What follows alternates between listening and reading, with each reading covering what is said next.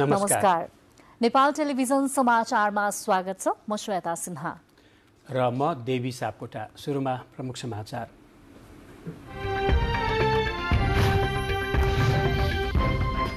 काठमाडौँ उपत्यकामा हैजा महामारीकै रूपमा फैलने जोखिम बढेको विज्ञहरूको भनाई। धारादेखि जारको पानीमा समेत हैजाका जीवाणु फेला, सतर्कता अपनाउन आग्रह। रासायनिक मल नेपाल भित्रिन सुरु। 2 लाख बोरा रासायनिक मल नेपाल आइपुग्यो। केही समयपछि नै किसानले सहज ढङ्गले मल पाउने कृषि मन्त्रालयको भनाई। आगामी 3 दिन मनसुन थप सक्रिय रहने जल तथा मौसम विज्ञान विभागको आकलन। वर्षासँगै बाढी र पहिरोको जोखिम उच्च। देशका कतिपय स्थानमा पहिरो र डुबान। वामपन्थी नेता वामदेव गौतम नेतृत्वमा नयाँ दल गठन। नयाँ दल मार्फत कम्युनिस्ट पार्टीहरूलाई पुनर्गठित गरी नयाँ शक्तिको रूपमा स्थापित गर्ने नेता गौतमको भनाई। पार्टीको सम्पूर्ण शक्ति आगामी निर्वाचनमा लगाउने नेकपा एकीकृत समाजवादी केन्द्रीय परिषदको निर्णय। वामपन्थी शक्तिहरूलाई एकताबद्ध हुन आह्वान। श्रीलङ्काली जनता इन्धनको लागि कैयौँ दिनदेखि लाइनमा। अत्यावश्यक बाहेक सवारी साधनलाई पेट्रोल बिक्रीमा प्रतिबन्ध। इन्धन अभावका कारण सरकार विरुद्ध आन्दोलन। र महिला क्रिकेटरको नयाँ वरियता सार्वजनिक। रुबिना छेत्री, सीता राणा मगर र कविता कुँवर विश्व T20 महिला क्रिकेटरको बलिङतर्फको वरियतामा यथास्थानमा।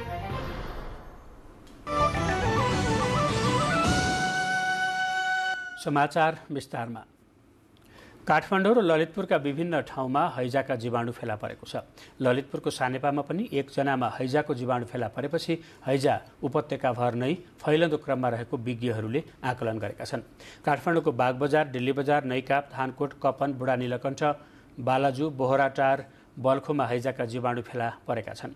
ललितपुरको सानेपामा पनि हैजाको जीवाणु पुष्टि भएपछि ललितपुरका सडक पेटीमा पानीपुरी र चटपटे लगायतका सडक खाना बिक्रीमा ललितपुर महानगरले रोक लगाएको छ। धारा, जार, इनार लगायत विभिन्न स्रोतका पानीको नमुना परीक्षण गर्दा हैजाका जीवाणु फेला परेको स्वास्थ्य तथा जनसङ्ख्या मन्त्रालयले जनाएको छ।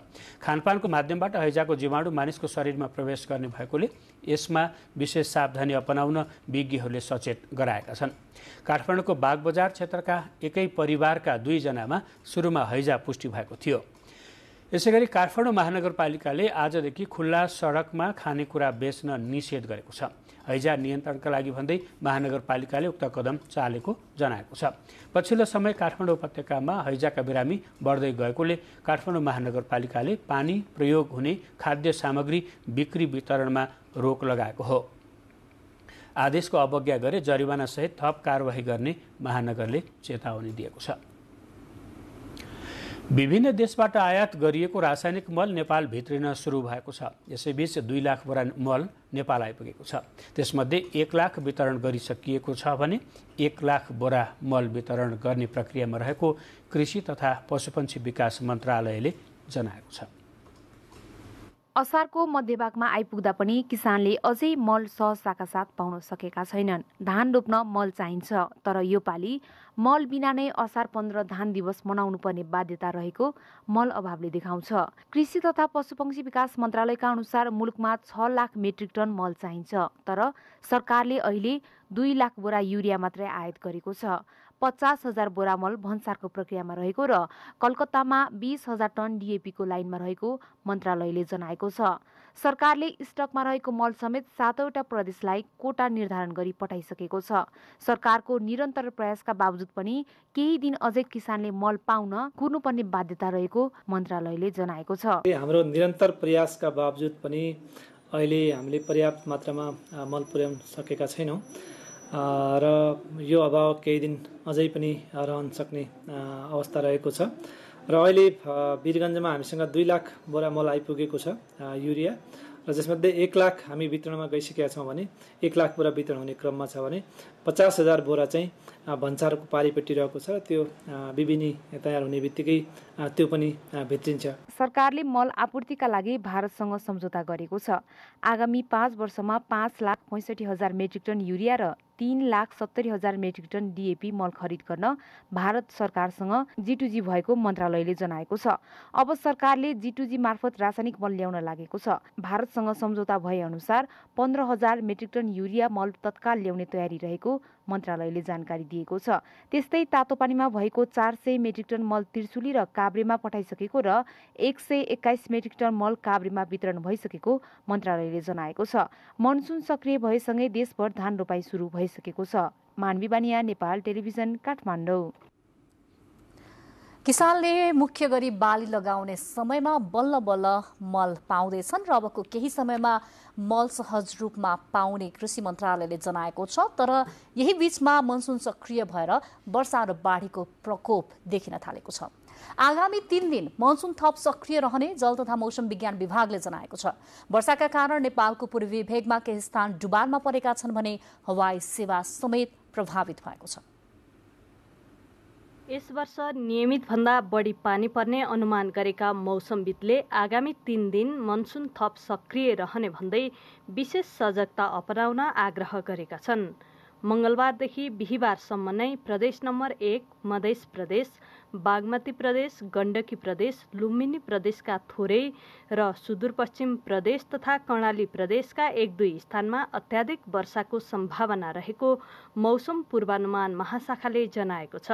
यस्तै मंगलबार राति देशभर सामान्यदेखि पूर्ण बदली रहने र देशका धेरै स्थानमा हल्कादेखि मध्यम वर्षाको सम्भावना रहेको समेत महाशाखाको भनाइ छ। गए रातिदेखि निरन्तर पानी पर्दा झापा, मोरङ तथा सुनसरीका केही स्थानहरू डुबानमा परेका छन्। त्यस्तै मौसम पूर्वानुमान महाशाखाले विशेष बुलेटिन निकाल्दै सुदूरपश्चिम प्रदेश र कर्णाली प्रदेशका 1-2 स्थानमा भारी वर्षाको पनि सम्भावना रहेकोले पहाडी भूभागमा भूक्षय, पहिरो तथा गेग्रान बहावको जोखिमका साथै नदी, नाला तथा खहरे खोलाहरूमा पानीको सतह बढ्न सक्ने उल्लेख गरेको छ। महाशाखाले निरन्तर वर्षाका कारण दैनिक जनजीवन र यातायात क्षेत्र समेत प्रभावित हुन सक्ने भएकोले आवश्यक सतर्कता अपनाउन आग्रह गरेको छ। मंगलबारदेखि बिहिबारसम्म मनसुन केही सक्रिय रहने, त्यसैले गर्दाखेरि पानी धेरै ठाउँमा पर्ने, खोलानाला बढ्न सक्ने कारणले गर्दा सतर्क रहनु भनेर आग्रह गरेका छौँ।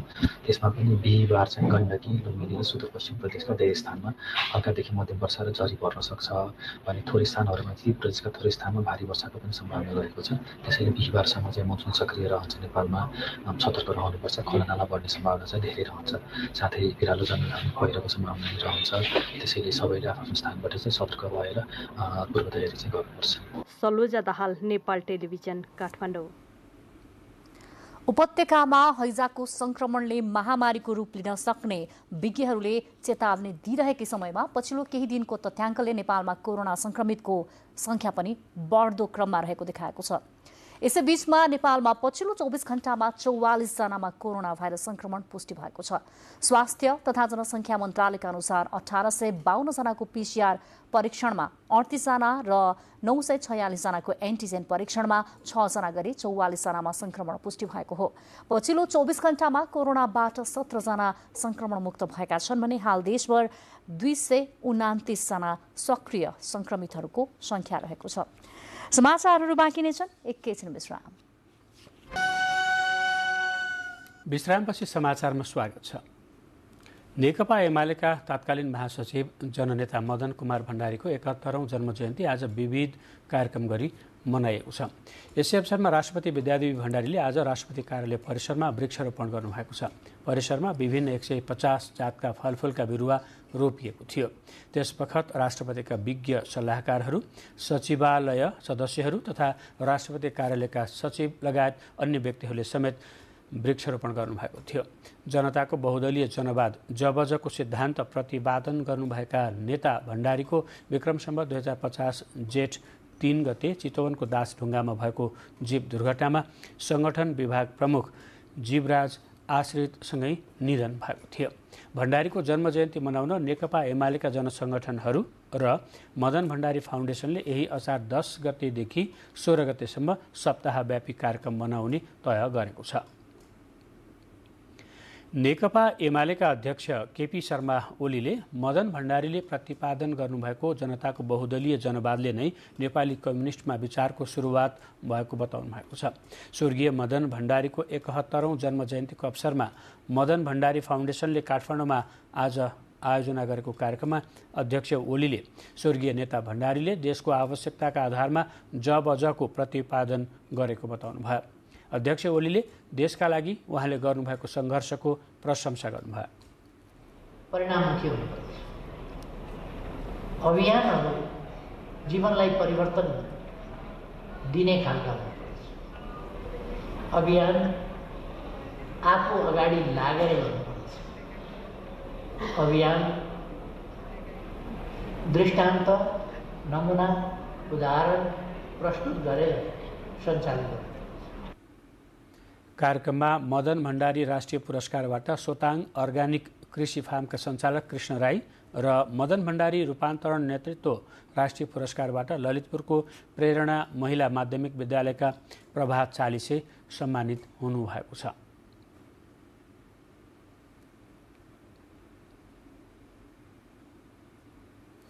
वामपन्थी नेता वामदेव गौतमले नेकपा राष्ट्रिय एकता अभियान पार्टी गठन गर्नुभएको छ। राजधानीमा आज पत्रकार सम्मेलनको आयोजना गर्दै नेता गौतमले आफ्नो संयोजकत्वमा नयाँ पार्टी गठनको घोषणा गर्नुभएको हो। नेपाल कम्युनिस्ट पार्टी एकता राष्ट्रिय अभियानको रूपमा सञ्चालन गर्दै आउनुभएका गौतमले अभियानलाई पार्टीमा रूपान्तरण गरिएको जानकारी दिनुभएको छ। नेपालमा कम्युनिस्ट आन्दोलन धराशायी बनेको भन्दै गौतमले विघटन भएको नेपाल कम्युनिस्ट पार्टीलाई फेरि पुनर्गठन गर्ने आफ्नो पार्टीको तत्कालीन र दीर्घकालीन उद्देश्य रहेको बताउनुभयो। पार्टी नै अगाडि सारेका छन्। त्यो पार्टीले अहिले संयोजन समितिको काम गर्छ। पार्टी एकता भयो भने यो संयोजन समिति त्यही एकता भएको पार्टीमा समाहित हुन्छ। लामो समय पर्खिने त्यो कुरा हुँदैन। तर पार्टी एकता हुन सकेन भने त्यसपछि हामी पार्टीकै रूपमा अगाडि बढ्छौँ। पार्टीकै रूपमा अहिले पनि हामीले अगाडि सारेका छौँ। उहाँले आगामी निर्वाचनसम्म विभाजित कम्युनिस्ट पार्टी नेकपा एमाले, नेकपा माओवादी केन्द्र र नेकपा एकीकृत समाजवादी बीच एकीकृत हुन नसक्ने अवस्थामा कार्यगत एकताका लागि वातावरण सृजना गर्ने दावी गर्नुभयो। साथै कम्युनिस्ट पार्टीहरू बीच एकताका लागि नेता गौतमको संयोजकत्वमा वार्ता टोली गठन गर्ने पनि पत्रकार सम्मेलनमा जानकारी दिइएको छ। नवगठित पार्टीको संयोजकमा वामदेव गौतम रहनु भएको छ, जसमा 75 जना केन्द्रीय सदस्य, 15 जना स्थायी समिति निर्माण गरिएको छ भने 7 जना उपाध्यक्ष र 1 जना महासचिवको व्यवस्था गरिएको छ। यस्तै नवगठित पार्टीमा 1 उपमहासचिव र 1 जना सचिव र 1 जना कोषाध्यक्षको पनि व्यवस्था गरिएको छ। नेकपा एकीकृत समाजवादी केन्द्रीय परिषद बैठक सम्पूर्ण शक्ति प्रतिनिधि सभा र प्रदेशसभामा लगाउने निर्णय प्रतिनिधि सभा र प्रदेशसभाको निर्वाचनमा लगाउने निर्णय गर्दै सम्पन्न भएको छ। 2 दिनसम्म राजधानीमा चलेको बैठकले अबको 2 महिना पार्टीलाई सबै स्थानमा सशक्त बनाउँदै सम्पूर्ण शक्ति प्रतिनिधि सभा र प्रदेश सभा निर्वाचनमा लगाउने निर्णय गरेको हो। बैठकले गठबन्धन भएमा गठबन्धन र नभए एक्लै निर्वाचनको तयारी गर्ने निर्णय गरेको प्रवक्ता जगन्नाथ खतिवड़ाले जानकारी दिनुभएको छ।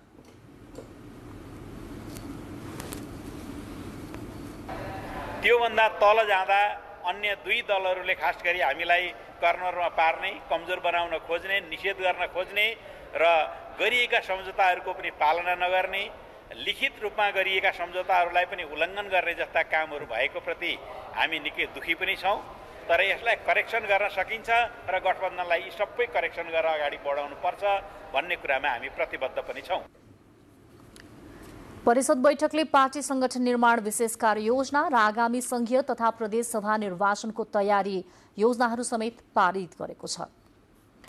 बागमती प्रदेश सभामा आगामी आर्थिक वर्षका लागि बागमती प्रदेश सरकारले ल्याएको बजेटमाथिको छलफल जारी छ।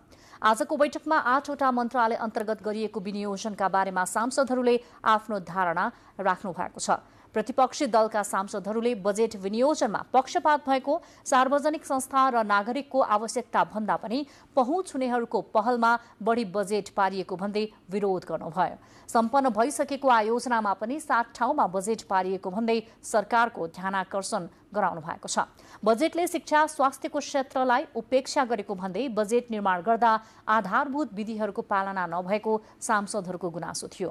विनियोजित बजेटले कुन क्षेत्रलाई प्राथमिकतामा राख्न खोजेको भन्ने प्रश्न नभएकोले त्यसलाई प्रश्न पार्न सांसदहरूले आग्रह गर्नुभयो। बजेटको कार्यान्वयनले रोजगारी सृजना, गरिबी निवारण र आयोजनाको क्रमागत विकासमा ध्यान नदिएको सांसदहरूको गुनासो रहेको थियो। समाचारहरू बाँकी नै छन्, एकैछिन विश्राम। विश्रामपछि समाचारमा स्वागत छ। लगातारको वर्षाका कारण मोरङको सिन्धिया खोलामा आएको बाढीले विराटनगर नगरपालिकामा 150 घर डुबानमा परेका छन्। विराटनगर महानगरपालिका वडा नम्बर 1, 2, 3 र 7 स्थित सिङ्गिया खोला किनारमा रहेका घरहरू डुबानमा परेका हुन्। घरहरू डुबानमा परेपछि स्थानीयलाई सुरक्षित स्थलमा सारिएको छ। विस्थापितहरूलाई नजिकैको विद्यालय तथा सुरक्षित स्थानमा राखिएको छ। विराटनगर महानगरपालिकाका नगर प्रहरी निरीक्षक राजन पौडेलले सो जानकारी दिनुभएको हो। यस्तै यता आज बिहानदेखिको अविरल वर्षासँगै आएको बाढीले रूपन्देही बुटवल उपमहानगरपालिकाका विभिन्न स्थान जलमग्न भएका छन्। बजार क्षेत्र र सडक डुबानमा परेका छन्। मोतीपुर, सेमलार र तिलोत्तमाका कतिपय बस्तीमा घरभित्रै पानी पसेको छ। घरभित्र हिलो र लेदो सहितको पानी पसेपछि स्थानीयलाई सुरक्षित स्थानमा सार्नुका साथै थप सतर्क रहन सूचना गरिएको छ। बाढीका कारण झापामा 277 घर परिवार विस्थापित भएका छन्। रतुवा खोलाको बाढी बस्तीमा पसेपछि 100 घर परिवार प्रभावित भएका हुन्। जिल्लाका विभिन्न क्षेत्रमा 277 परिवार विस्थापित भएको र विस्थापित बनेका उनीहरूलाई आफन्त, छिमेकी, विद्यालय तथा अन्य बजारका टहराहरूमा व्यवस्थापन गरिएको जिल्ला प्रहरी कार्यालय झापाले जानकारी दिएको छ।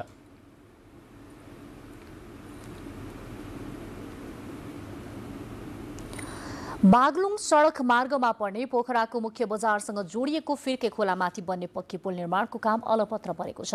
निर्माण कम्पनीले पछिल्लो समय जग्गा विवादका कारण काम गर्न नसकिएको भन्दै पुल निर्माणको काम अलपत्र पारेको हो। पोखरा बागलुङ सडक मार्गमा पर्ने पोखराको मुख्य बजारसँग जोडिने फिर्के खोलामाथि बन्ने पक्की पुल निर्माणको काम अलपत्र परेको छ। वर्षौं पहिले सो क्षेत्रमा निर्माण भएको पुल जीर्ण भएको र साँगुरो भएकोले सोही पुलको दायाँ बायाँ गरी 4 स्पान 50 मिटर लम्बाइको नयाँ पुल निर्माणका लागि पिलर बनाउने काम 1 वर्ष पहिले सुरु गरिएको भए पनि फेरि अलपत्र छोडिएको छ। नेपाल सरकारको 9 करोड 84 लाख रुपैयाँको लगानीमा ठेकेदार कम्पनी शान्ति आरोग्य जेबी सानेपालाई 2076 असोज महिनामा सम्झौता गरी 2 वर्षमा सम्पन्न गर्ने मिति भए पनि यसअघि कोरोना जोखिमका कारण काम गर्न नसकिएको भन्दै आएको निर्माण कम्पनीले पछिल्लो समय जग्गा विवादका कारण काम हुन नसकेको जनाएको छ। सो क्षेत्रमा खोलामाथि रहेको पुल साँगुरो भएको र दायाँ बायाँ सडक चौडा भएकाले सवारी चालक झुक्किएर पटक पटक दुर्घटना हुने क्रम बढ्दै गएकाले ठूलो धनजनको क्षति समेत हुँदै आएको स्थानीयहरूले बताएका छन्। बन्ने थिए त्यो खतरा भएको छ, यो छिटो बनाउनु पर्यो, हामीलाई पुल जनतालाई सेवा गर्नु पर्यो। फलाम गरेर गएको छ, त्यो ठेकदार भन के कहाँ भएको थाहा छैन। सम्झौता मिति अनुसार काम हुन नसकेपछि 2078 चैत मसान्तसम्म म्याद थप गरी काम अगाडि बढाइएको भए पनि स्थानीयको अवरोधका कारण पुल निर्माणको काम रोक्नु परेकोले जग्गा धनी र डिभिजन सडक बीच सहमतिको प्रक्रिया अघि बढेकाले आगामी भाद्रदेखि कामलाई अघि बढाइने निर्माण कम्पनीका प्राविधिक इन्जिनियर रामनारायण यादवले जानकारी दिएका छन्। परशुराम शर्मा, नेपाल टेलिभिजन, गण्डकी प्रदेश, कास्की, पोखरा। मकवानपुरमा अनलाइन जुवा खेल्ने 11 जना जुवाडीहरूलाई प्रहरीले पक्राउ गरेको छ। हेटौडा उपमहानगरपालिका 4 कमलडाँडामा रहेको सूर्यप्रसाद टेक्नोलोजिज प्राइभेट लिमिटेडको अफिसमा अनलाइन जुवा खेलिरहेको अवस्थामा उनीहरूलाई पक्राउ गरिएको हो। पक्राउ परेकाहरूको साथबाट 1,45,075 रुपैयाँ नगद, 110 थान मोबाइल, 5 थान कम्प्युटर, 3 थान ल्यापटप र 4 थान राउटर बरामद गरिएको जिल्ला प्रहरी कार्यालय मकवानपुरले जनाएको छ। बुलेटिनमा प्रमुख समाचार पुनः एकपटक।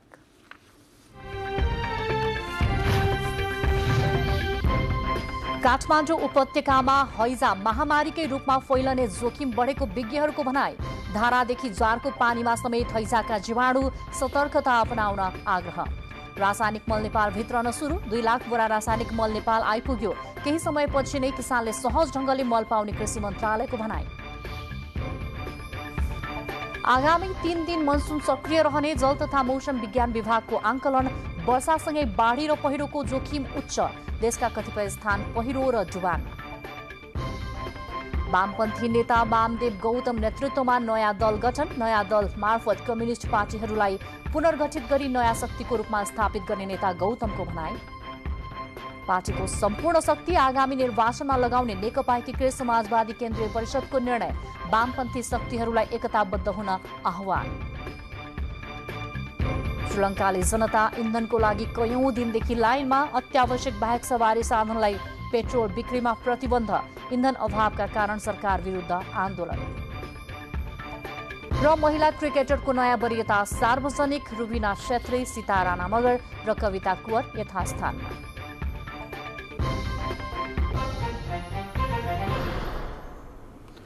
लमजुङको दुधपोखरी गाउँपालिकामा गाउँपालिका भर जम्मा दुईजना वडा सचिवले मात्र सेवा प्रवाह गर्दै आएका छन्। कुल 6वटा वडा रहेको पालिकामा 2 सचिवले 3-3वटा वडाको काम गर्नुपर्दा कार्य सम्पादनमा समस्या भएको छ। आर्थिक वर्ष सकिन लागेसँगै कामको चाप परेका बेला आवश्यकता अनुसार जनशक्ति नभएपछि सेवा प्रवाहमा प्रभावित भएको हो। आर्थिक वर्ष सकिन लागेसँगै वर्षभरिका काम सम्पादन गर्नुपर्ने, सामाजिक सुरक्षा भत्ता वितरण लगायत नियमित सेवा प्रवाह प्रभावित भएको गाउँपालिकाका अध्यक्ष धनप्रसाद गुरुङले जानकारी दिनुभयो। वीरगञ्ज महानगरपालिकाको वडा नम्बर 10मा निर्माण भएको सडक प्रयोगमा नआउँदै चर्किन र भत्किन थालेका छन्। सडकको गुणस्तर र मापदण्डमा उपभोक्ता समितिले बदमासी गरेको स्थानीयको भनाइ छ। वीरगञ्ज महानगरपालिकाको वडा नम्बर 10 बजरङ टोलमा निर्माण भइरहेको ढलान सडकको कार्य पूरा नहुँदै भत्किन थालेको स्थानीयले गुनासो गरेका छन्। 24 लाखको लागतमा निर्माण भइरहेको 341 मिटर पीसीसी सडक र 135 मिटर आरसीसी नालाको निर्माण कार्य गुणस्तरहीन भएको भन्दै स्थानीयले विरोध गरेका हुन्। मध्य प्रदेशका ऊर्जा तथा खानेपानी विकास मन्त्री ओम प्रकाश शर्माको संसदीय कोषबाट उपभोक्ता समिति मार्फत बजरङ टोलमा असारको पहिलो साता देखि सडक तथा नालाको निर्माण कार्य सुरु भएको हो। निर्माण भएको सडक प्रयोगमा नआउँदै चर्किन र भत्किन थालेपछि गुणस्तरीय निर्माणको माग गर्दै स्थानीयले पूर्वाधार विकास कार्यालय वीरगञ्जमा उजुरी नै दर्ता गराएका छन्। सडक निर्माण गराइरहेका उपभोक्ता समितिका प्रतिनिधिहरूलाई गुणस्तरीय निर्माण गर्न भन्दा कुनै सुनवाई नभएपछि पूर्वाधार कार्यालयमा उजुरी दर्ता गराएको स्थानीय बासिन्दा परमानन्द उपाध्यायले जानकारी दिनुभयो। उहाँले सडकको चौडाइ 10 फिट हुनु पर्नेमा उपभोक्ता समितिले मनोमानी ढंगले निर्माण गरेको गुनासो गर्नुभयो। गुणस्तरहीन हो यो, गुणस्तरीय भएको भए हामी किन खोज्दियो? हामी त्यही भएर निकायलाई खोज्दैछु।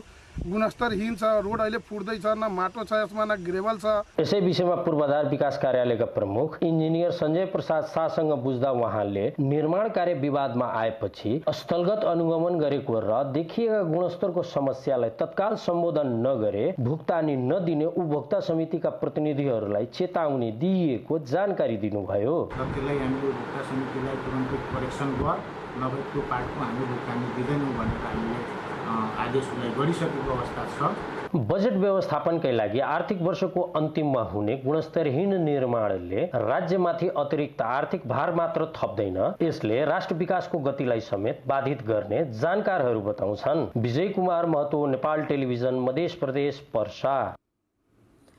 स्थानीय जातका पशुपालनलाई बढ़ावा दिनका लागि किसानलाई अनुदान व्यवस्था सुरु गरिएको छ। मासुका लागि उन्नत जातको भन्दा पनि खरी जातका बाख्रा पालनका लागि किसानहरूलाई प्रोत्साहन स्वरूप सरकारले अनुदानमा उपलब्ध गराउन थालेको हो। स्थानीय प्रजातिका बाख्राहरू लोप हुँदै जान थालेपछि सरकारले सोको प्रवर्धनका लागि किसानहरूलाई विशेष सहयोग सुरु गरेको छ। कृषि र पशुपालनको क्षेत्रमा विदेशबाट आउने उन्नत जातका ब्रिडहरूका कारण भविष्यमा समस्या हुने भन्दै सरकारले किसानहरूलाई स्थानीय वस्तुहरूको प्रवर्धन गर्नका लागि उत्साह थप्न सहयोग सुरु गरेको हो। विशेष गरी बागमती प्रदेश सरकार अन्तर्गत कृषि तथा पशुपन्छी विकास मन्त्रालयको सहयोगमा भेटनरी अस्पताल तथा पशु सेवा विज्ञ केन्द्र धादिङ मार्फत पशुपालक किसानहरूलाई सहयोग सुरु गरेको हो। दानामा भन्दा पनि पोषणयुक्त घाँसमा आधारित पशुपालनलाई प्राथमिकतामा राखी स्थानीय जातका खरी बाख्रा पाल्ने किसानहरूलाई प्राथमिकतामा दिई अनुदानको समेत व्यवस्था गरेको हो। जिल्लाका अधिकांश स्थानमा व्यावसायिक रूपमा पाल्दै आएको बाख्राहरू उन्नत जातको भएकोले यसको निकट भविष्यमा समस्या आउन सक्ने भन्दै नेपालको हावापानी सुहाउँदो स्थानीय खरी बाख्रा प्रवर्धन गर्न लागेको मन्त्रालयले जानकारी दिएको छ।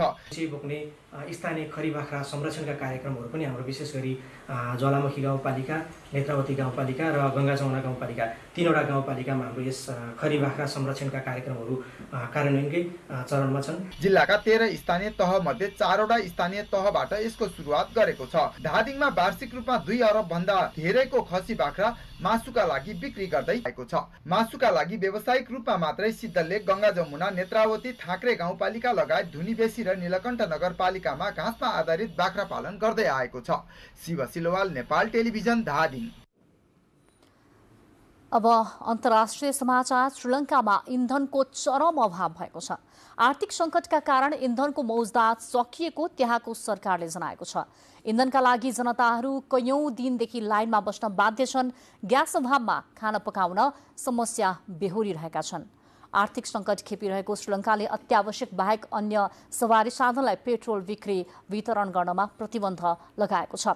आगामी 2 साता त्यहाँ बस, रेल र स्वास्थ्य एवं खाद्य सेवाका सवारी साधनले मात्रै इन्धन हाल्न पाउनेछन्। इन्धन अभावका कारण सरकार विरुद्ध आन्दोलन समेत भइरहेको छ। सरकारले हरेक इन्धन पसलमा सशस्त्र प्रहरी र प्रहरी तैनात गरेको छ। उद्धार प्याकेजका विषयमा अन्तर्राष्ट्रिय मुद्रा कोषसँगको वार्ताको नतिजा आउन बाँकी रहँदा नै श्रीलङ्काले यस वर्षको 7 अर्ब डलरको विदेशी ऋण तिर्न नसक्ने जनाइसकेको छ। श्रीलङ्काले यस हप्ता इन्धनको लागि वार्ता गर्न 2 सरकारी मन्त्रीहरूलाई रूस समेत पठाएको छ। अमेरिकाको टेक्सस राज्यको सान एन्टोनियोमा एउटा बेवारिसे लरीमा 46 जना मृत फेला परेका छन्। लरीभित्र 16 जना बिरामी भेटिएका छन्। 4 जना बालबालिका सहित 16 जनालाई उपचारको लागि अस्पताल लगिएको प्रहरीले जनाएको छ। अस्पतालमा लगिएका सबैजना गर्मीका कारण बिरामी भएका हुन्। अमेरिका र मेक्सिकोको सीमादेखि 250 किलोमिटरको दूरीमा फेला परेको लरीमा मानव तस्करी गर्नेहरूले लगेको हुन सक्ने अनुमान गरिएको छ। बेवारिसे अवस्थामा फेला परेको ट्रकको एयर कन्डिसनले काम नगरेको र भित्र खानेपानीको समेत व्यवस्था नभएको प्रहरीले जनाएको छ। अस्पताल लगिएकाहरूमध्ये 2 जना ग्वाटेमालाका रहेको र बाँकी कुन देशका हुन् भने पहिचान हुन नसकेको पनि प्रहरीको भनाइ छ। घटनाका सम्बन्धमा प्रहरीले 3 जनालाई पक्राउ गरी सोधपुछ जारी राखेको छ। बाँकी समाचार एकैछिनमा।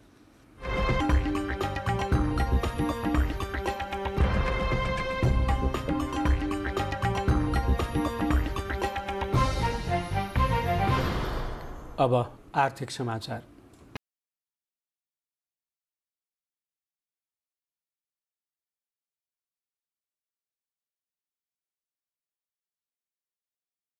धितोपत्र बजारमा शेयर कारोबार मापक नेप्से परिसूचकले आज पनि ओह्रालो यात्रालाई निरन्तरता दिएको छ। ओह्रालो लागेको नेप्से परिसूचक केही थामिएको जस्तो देखिए पनि पुनः ओह्रालो लागेर बजार बन्द भएको हो। नेपाल स्टक एक्सचेन्जका अनुसार आज नेप्से परिसूचक 11.82 अङ्कले ओह्रालो लागेर 1921.31 बिन्दुमा पुगेको छ। त्यस्तै ठूला कम्पनीको शेयर कारोबार मापन गर्ने सेन्सिटिभ परिसूचक 3.22 अङ्कले ओह्रालो लागेर 372.60 मा ओर्लेको छ। आज कुल 230 कम्पनीको 30,37,630 किता शेयर 1 अर्ब 5 करोड 82 लाख रुपियाँमा खरिद बिक्री भयो। कारोबार भएका कुल 13 उपसमूहमध्ये 2 को शेयर मूल्य उकालो लागेको छ भने 11 उपसमूहको शेयर मूल्यमा गिरावट आएको छ।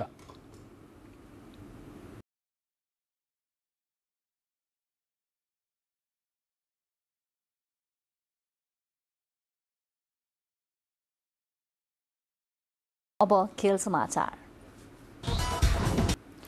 महिला क्रिकेटर रुबिना छेत्री, सितारा राणा मगर र कविता कुँवर विश्व T20 महिला क्रिकेटरको बलिङतर्फको वरियतामा यथास्थानमा रहेका छन्।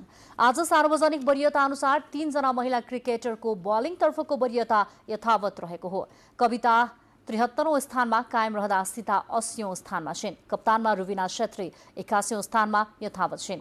बलिङतर्फको शीर्ष वरियतामा इङ्ल्यान्डकी सोफी इलेक्ट लोस्टन रहेकी छिन्। यस्तै ब्याटिङतर्फ सितारा राणा मगर र कप्तान रुबिना छेत्रीको वरियता 63औं र 85औं स्थानमा छ।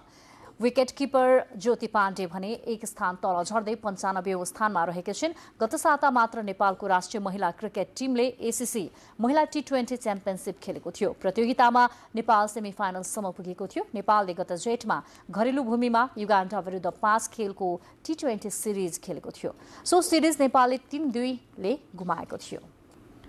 विराटनगरमा आयोजना गरिएको 11औं राष्ट्रिय बहिरा क्रिकेट प्रतियोगिताको फाइनलमा पुगेका मोरङ र झापालाई संयुक्त विजयी घोषणा गरिएको छ। आजका लागि तोकिएको फाइनल खेल वर्षाका कारण नहुने भएपछि संयुक्त विजयी घोषणा गरिएको हो। उनीहरूलाई प्रथम र द्वितीय पुरस्कार आधा आधा बाँडिएको छ। लगातारको वर्षाका कारण 2 बजेसम्म फाइनल खेल हुन सकेको थिएन। आज विराटनगरमा आयोजित एक कार्यक्रमबीच सामाजिक विकास मन्त्रालयका सचिव दधिराज मैनालीले 1,75,000 रुपियाँको चेक र कप दुवै टिमलाई प्रदान गर्नुभयो। यसैगरी रन रेटका आधारमा तेस्रो भएको सुनसरी टिमलाई नगद 50,000 र कप प्रदान गरिएको छ। राष्ट्रिय बहिरा क्रिकेट संघले आयोजना गरेको प्रतियोगितामा झापा, मोरङ, सुनसरी, बाँके, दाङ र काठमाडौँ गरी 6 जिल्लाले भाग लिएका थिए।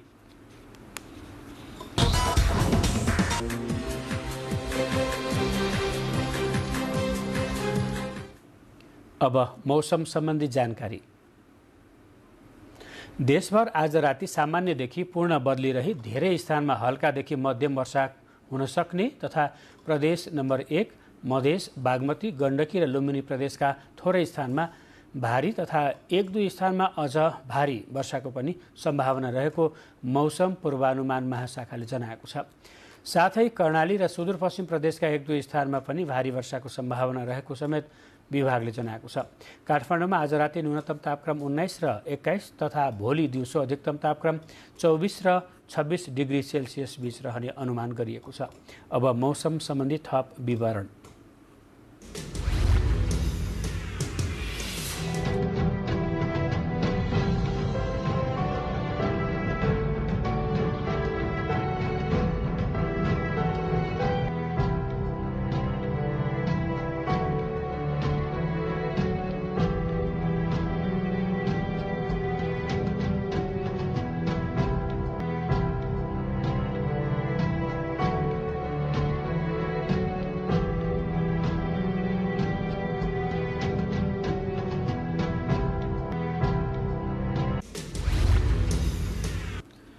बुलेटिनको अन्त्यमा प्रमुख समाचार फेरि एकपटक।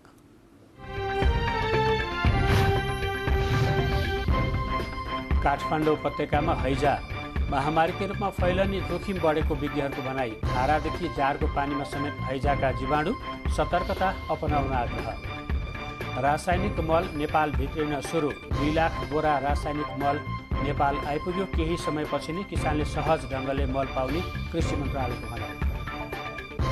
आगामी 3 दिन मनसुन थप सक्रिय रहने जल तथा मौसम विज्ञान विभागको आकलन। वर्षासँगै बाढी र पहिरोको जोखिम उच्च। देशका कतिपय स्थान पहिरो र डुबानमा। वामपन्थी नेता वामदेव गौतम नेतृत्वमा नयाँ दल गठन। नयाँ दल मार्फत कम्युनिस्ट पार्टीहरूलाई पुनर्गठित गरी नयाँ शक्तिको रूपमा स्थापित गर्ने नेता गौतमको भनाई। पार्टीको सम्पूर्ण शक्ति आगामी निर्वाचनमा लगाउने नेकपा एकीकृत समाजवादी केन्द्रीय परिषदको निर्णय। वामपन्थी शक्तिहरूलाई एकताबद्ध हुन आह्वान। श्रीलङ्काली जनता इन्धनका लागि कैयौं दिनदेखि लाइनमा। अत्यावश्यक बाहेक सवारी साधनलाई पेट्रोल बिक्रीमा प्रतिबन्ध। इन्धन अभावका कारण सरकार विरुद्ध आन्दोलन। र महिला क्रिकेटरको नयाँ वरियता सार्वजनिक। रुबिना छेत्री, सीता राणा मगर र कविता कुँवर यथास्थान।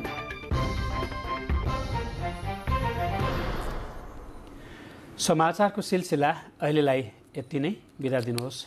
नमस्कार।